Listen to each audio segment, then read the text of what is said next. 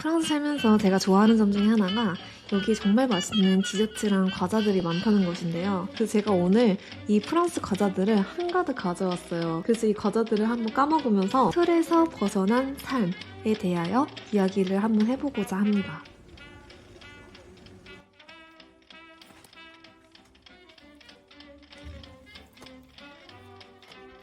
자, 프랑스의 가장 유명한 과자 중에 하나, 본마망 과자는 이제 브랜드인데요. 본마망 좋은 엄마 브랜드는 과자도 만들고 잼도 만들고 그런 프랑스의 어떤 과자 브랜드입니다. 제가 이제 여기서 처음으로 먹어볼 이 과자는 초코 필링이 들어간 참깨 사브레가 맛있겠지 않아요? 사브레가 진짜 맛있어요. 안에 초코 필링이 이렇게 들어가 있어요. 저는 얘는 4.5점? 5점 만점에 4.5점? 여러분들이 처음으로 전형적이지 않은 선택을 하셨을 때는 언제인가요? 저는 17살, 만으로는 16살 때 남들과 약간 다른 선택을 하게 됩니다. 그때 당시 제가 예술을 하고 싶어서 프랑스라는 나라에 대한 어떤 로망을 좀 꿈꾸게 됐는데 프랑스로 어떻게 하면 가볼 수 있을까 이렇게 생각을 하다가 열심히 찾아보니 이제 교환학생을 갈 수 있는 방법이 있더라고요. 그래서 제가 그럼 교환학생을 한번 가고 괜찮으면 프랑스로 유학을 가봐야겠다라는 그런 야망을 갖게 됩니다. 근데 이제 그때 당시 저는 미성년자고 뭐 제가 돈이 뭐가 있겠어요. 저희 집은 참고로 절대 부자가 아닙니다. 정말 평범하면서도 극평범한 집안인데 제가 정말 행운아라고 생각하는 점은 그렇게 정말 평범한데도 불구하고 저희 아빠가 꿈, 자기개발 이런 거에 관련해서는 정말 전적으로 저희 부모님이 해줄 수 있는 한 가장 최대한 지원을 해주신 부분이 정말 행운이라고 생각을 합니다. 이제 그때 당시 제가 저희 부모님을 설득시키기 위해서 엄청 긴 편지를 썼어요. 왜냐면 저희 집은 직업에 관해서는 약간 좀 보수적인 편이었는데 제가 예술을 한다고 하니까 너무 걱정을 하시는 거예요. 저희 부모님 세대에서는 예술을 하면은 먹고 살기 힘들다는 생각을 갖고 있잖아요. 물론 예술도 어떤 예술이냐에 따라 다르겠지만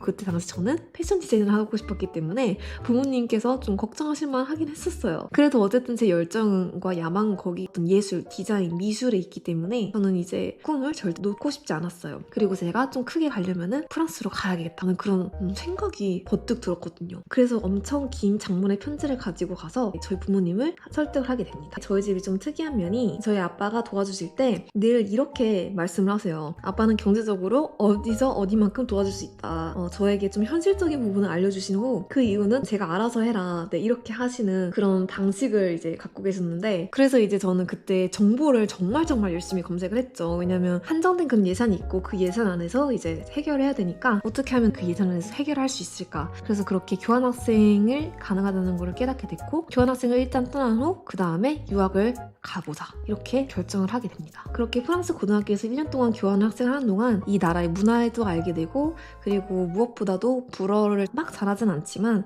불어와 친숙해지는 계기가 됩니다. 그 이후에 한국에 와서 얼른 비자를 해결하고 다시 이제 유학을 이어나가야지 하고 돌아오게 됩니다. 그래서 한국에 오자마자 비자를 연장을 신청을 했는데 그게 웬걸 제가 미성년자라서 프랑스의 비자를 거절을 받게 됩니다. 프랑스는 미국이랑 다르게 미성년자들이 유학 오는 것에 대해서 좀 상당히 까다롭거든요. 근데 그때 당시 저는 프랑스에서 아무 문제도 없이 잘 이어나갈 줄 알고 고등학교까지 자퇴를 한 상태였어요. 그래서 비자가 거절당했다는 소식을 받았을 때 좀 정말 좌절스러웠어요. 이제 그런 소식을 받고 방법이 두 가지가 있었어요. 두 번째 과자 한번 까볼게요. 두 번째 과자는 이 과자는 제가 예전에 아는 언니가 티라미수 만들 때 이렇게 이 과자를 이용해가지고 커피에 적셔서 이렇게 베이스로 깔더라고요. 이 과자를 이용해서 이제 디저트를 많이 만드는 걸 봤었어요. 제가 아니나 다를까 보니까 비스퀴 파티시에라고 써있네요. 뜻은 이제 파티시에, 어떤 이런 제빵 제과를 위한 비스퀴, 비스퀴 과자. 머랭 같아요. 머랭 같은 그런 재질의 과자인데 위에가 되게 바삭바삭하게 머랭빵 같이 좀 푹신푹신해요. 커피랑 먹으면 너무 맛있을 것 같아요. 얘도 좀 애매한, 4점? 5점 만점에 4점. 네, 어쨌든 그때 당시에 제가 비자를 거절을 받고 방법이 두 가지가 있었는데 하나는 한국 고등학교로 돌아가거나 아니면은 검정고시를 치르고 빠르게 이제 포트폴리오를 짜서 프랑스 대학에 입학하는 방법. 두 번째 방법이 훨씬 더 효율적이었는데 저는 진짜 그때 고민이 너무 많았어요. 왜냐면 검정고시라는 것 자체가 그렇게 사회적으로 좋게 보는 시선은 아니었거든요. 혹시 아직도 그런가요? 그때 당시 제 생각은 검정고시는 학업을 잘 따라가지 못해서 최후의 수단으로 쓰는 그런 그런 방법, 그런 인식을 제가 갖고 있었기 때문에 고민이 굉장히 많이 됐어요. 사회가 주는 시선, 그런 것에 대한 압박을 처음으로 한번 받아보게 된 것 같아요. 아무리 곰곰이 생각을 했는데도 저는 한국 고등학교로 돌아가고 싶지가 않았어요. 정말 저는 한국 교육이 바뀌어야 된다고 생각을 합니다. 애들이 잠도 못 자는 그런 교육이 어디 있나요? 그래서 저는 두 번째 방법을 선택을 했어요. 검정고시를 재빠르게 치고 이제 서울로 올라가서 포트폴리오를 준비하자. 근데 그때 아직도 기억나는 게 검정고시를 몇 달 준비하는 기간 동안 제 또래 친구들을 못 만나겠는 거예요. 제 또래 친구들을 만나면은 제 이런 상황을 설명을 해야 된 것 같고 그 상황들이 부끄럽다고 제가 생각했던 것 같아요. 지금 생각해보면은 제 꿈을 위해 달려가는 과정 중에 하나라서 전혀 부끄러울 게 없는데도 불구하고 어린 나이에 그런 시선을 생각했었을 때 그냥 무작정 부끄럽다, 그냥 부끄럽다 이렇게 생각을 했었던 것 같아요. 그래서 그때 당시 제 또래 친구들과 연락을 거의 다 끊은 채 정말 집 학원 이렇게만 왔다 갔다 하면서 최대한 빨리 검정고시를 끝내는 거에 집중을 했어요. 그래서 그렇게 몇 달 안으로 검정고시를 끝내자마자 바로 서울로 올라갔습니다. 서울에서 정말 몸 한 칸 딱 들어가지는 그 작은 고시원에서 생활을 하면서 아르바이트를 했어요. 이제 그 아르바이트를 하면서 생활비를 내면서 포트폴리오를 준비를 시작했는데 그때 당시 이제 제가 좀 갈피를 잡아야겠다 싶어서 정말 비싼 유학 미술학원에 등록을 했어요. 지금 생각해보면은 진짜 말도 안 되게 비싼 가격인 것 같아요. 그리고 굳이 그 유학 미술학원을 다닐 필요가 전혀 없는 것 같아요. 왜냐면 어떻게 하든 내 생각이 담긴 것 자체가 그 자체가 작품이 되는데 굳이 미술 유학학원을 그때 제가 다닐 필요가 없었지만 어쨌든 그 비싼 학원비를 부모님이 도와주시는 돈 반절 이제 제가 그때 제가 아르바이트를 2탕을 뛰었었거든요. 그걸 합쳐서 이제 생활비를 해가면서 학원비도 이제 조금씩 보충을 해가면서 그렇게 서울에서 지내게 됩니다. 그때 당시 진짜 학원 다니던 언니 오빠들이 정말 굉장히 다 부자처럼 느껴졌어요. 저는 이제 남들이 보기에 약간 그 그룹의 한 명처럼 보일지는 몰라도 사실 경제적으로 따라가느라 너무너무 힘들었어요. 그래서 이제 남들 한 1, 2년 다닐 때 저는 정말 몇 달, 한 3, 4달 잠깐 다니고 그 이후로는 저 혼자 다 포트폴리오를 준비를 하게 됩니다. 하지만 그래도 정말 충분했어요. 그래서 제가 여러분들께 말씀드리고 싶은 게 정말 내가 혼자 준비해도 충분히 할 수 있다. 해외 미대를 준비하시고 있으신 분들이 있다면 정말 혼자서도 가능하다는 점 잊지 말아주세요. 비싼 학원에 다니지만 실상은 그때 그렇게 작은 고시원에서 생활하면서 돈 아끼느라 똑같은 반찬 먹고 싶은 거 참아가고 아르바이트 뛰면서 바쁠 때는 그냥 편의점 김밥으로 잠깐 때우고 그때 당시 제가 부릴 수 있었던 가장 큰 스트레스 중에 하나는 이제 아르바이트가 저녁 12시쯤에 끝났었거든요. 근데 그때 끝나는 길에 웬만해서 상점들이 가게가 문을 다 닫았잖아요. 근데 맥날은 24시간 그래서 이제 저녁 12시에 알바 끝나고 돌아가는 길에 당시 500원짜리 소프트콘 그 하나를 오늘 하루도 수고했어 고생했어 하면서 이제 저에게 선물하는 게 가장 큰 사치였습니다. 근데 신기하게 그때 당시 누군가 진짜 월요일인데 나는 월요일 너무 싫은데 이렇게 얘기를 하는 거예요. 근데 그 얘기를 들었는데 저도 모르게 왜? 난 월요일이 제일 좋은데? 이렇게 얘기를 한 거예요. 근데 제가 그때 당시 진짜 저는 월요일이 너무 좋았어요. 왜냐면 제가 꿈을 이뤄가는 게 시작되는 날이잖아요. 다시 또 시작할 수 있는 날. 월요일이 되면서 제가 포트폴리오를 준비를 하고 뭔가 이런 내 꿈을 위해 달려가는 그런 행동을 할 수 있는 그런 시작의 주 너무 좋은 거예요. 그때 당시 정말 신기하게도 체력적으로는 가장 힘들었지만 정신적으로는 진짜 가장 행복했던 시기 중에 하나였습니다. 그래서 그렇게 얘기를 하니까 주변 사람들이 다 기겁을 하는 거예요. 사실 기겁할 만하기도 하죠. 누가 월요일을 좋아하겠어요. 그쵸? 지금 사회 너무 찌들었나 봐요. 이참에 다음 과자 한번 뜯어볼까요? 다음 과자는 프랑스식 빼빼로. 진짜 세계 어느 나라 가나 빼빼로는 다 있는 것 같아요. 우리나라에는 빼빼로가 있다면은 미국에는 포키가 있고 프랑스에는 미카도가 있다. 프랑스 과자는 진짜 좋은 점 중에 하나가 저렴한 과자를 사도 초콜릿 기본 퀄리티 자체가 너무 좋아서 맛있어요. 초콜릿이 진짜 진하고 정말 최고인 것 같아요. 초콜릿은.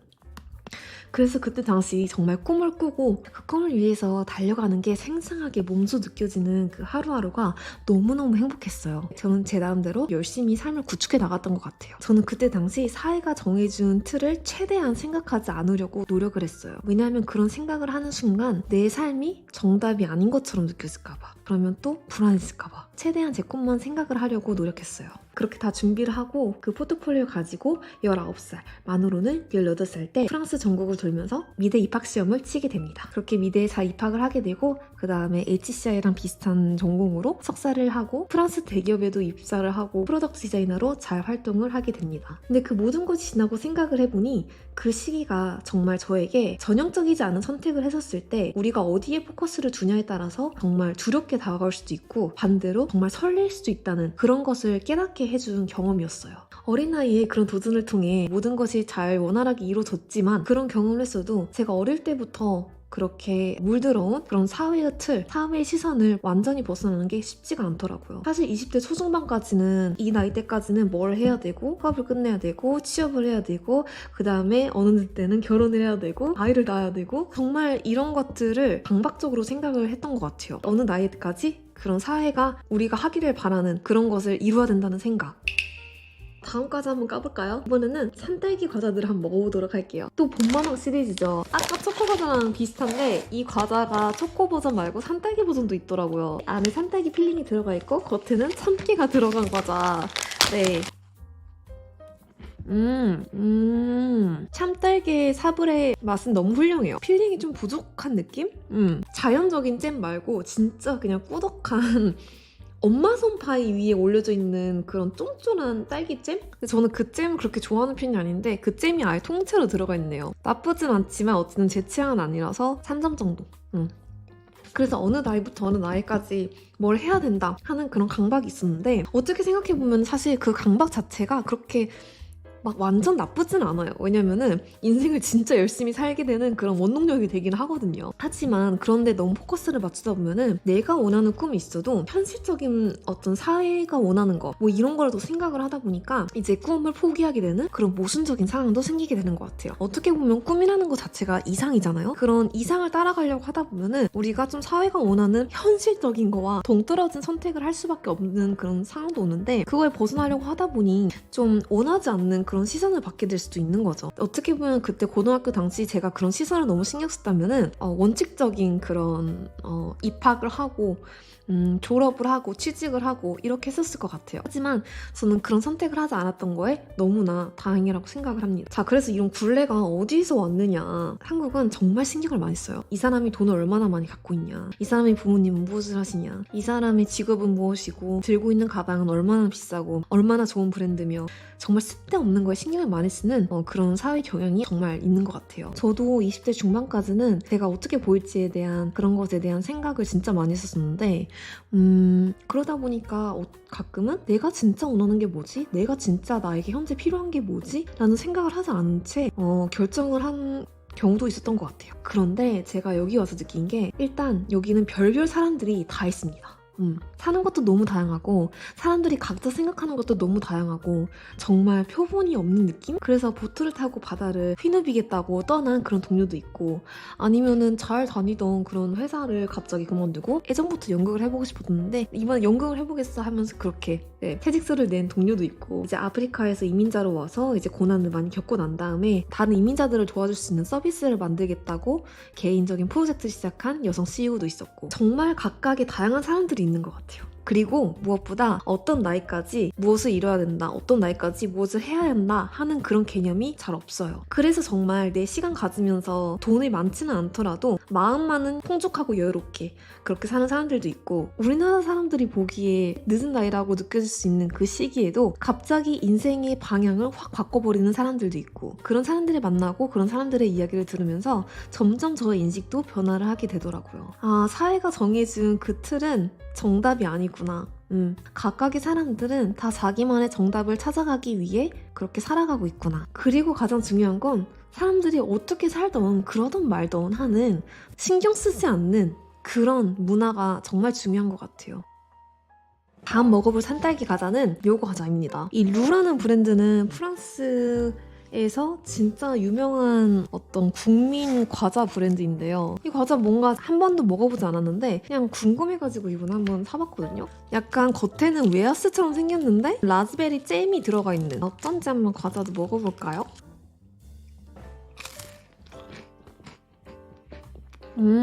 안에 아까 봄마망 라즈베리 과자랑 비슷하게 그런 잼이 들어가 있어요.